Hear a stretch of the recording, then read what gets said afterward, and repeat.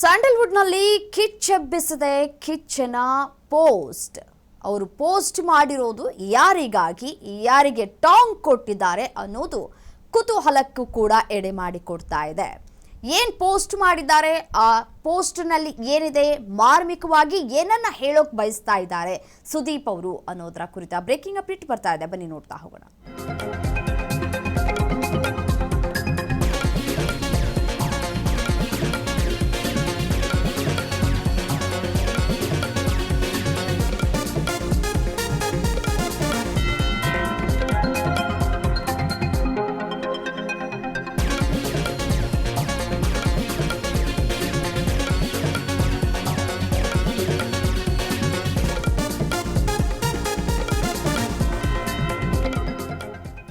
ದೃಶ್ಯಾವಳಿಗಳಲ್ಲಿ ಗಮನಿಸ್ತಾ ಇದ್ದೀರಿ, ಅವರ ಟ್ವೀಟ್ ಅನ್ನ ಗಮನಿಸಬಹುದು.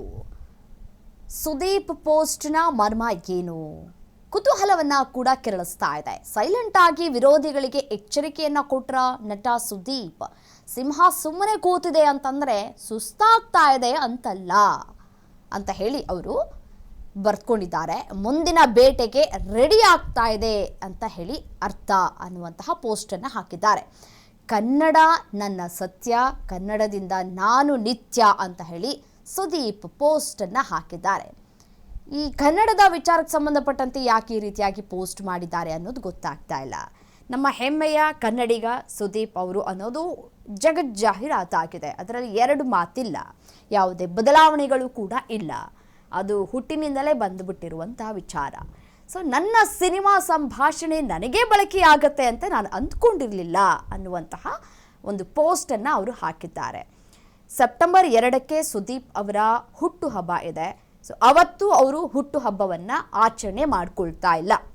ರಂಜಿಸೋ ವಿಚಾರದಲ್ಲಿ ನಾನು ಯಾವತ್ತೂ ಕೂಡ ರಾಜಿ ಆಗೋದಿಲ್ಲ ಅಂತ ಹೇಳಿ ಸುದೀಪ್ ಅವರು ಈ ಸುದೀರ್ಘವಾದಂತಹ ಪೋಸ್ಟಲ್ಲಿ ಈ ಒಂದು ವಿಚಾರವನ್ನು ಕೂಡ ಅವರು ಉಲ್ಲೇಖ ಮಾಡಿದ್ದಾರೆ. ಸಿನಿಮಾ ನನ್ನ ಪರಮ ಕಾಯಕ ಅನ್ನೋದು ಸ್ಪಷ್ಟ, ಕನ್ನಡ ನನ್ನ ಸತ್ಯ, ಕನ್ನಡದಿಂದ ನಾನು ನಿತ್ಯ ಅನ್ನುವಂತಹ ಒಂದು ಮಾತುಗಳನ್ನು ಈ ಒಂದು ಪೋಸ್ಟ್ ಮುಖಾಂತರ ಅವರು ಬರೆದುಕೊಂಡಿದ್ದಾರೆ. ಬಿಗ್ ಬಾಸ್ 13ರಲ್ಲಿ ಬ್ಯುಸಿಯಾಗಿದ್ದಾರೆ ಸುದೀಪ್ ಅವರು.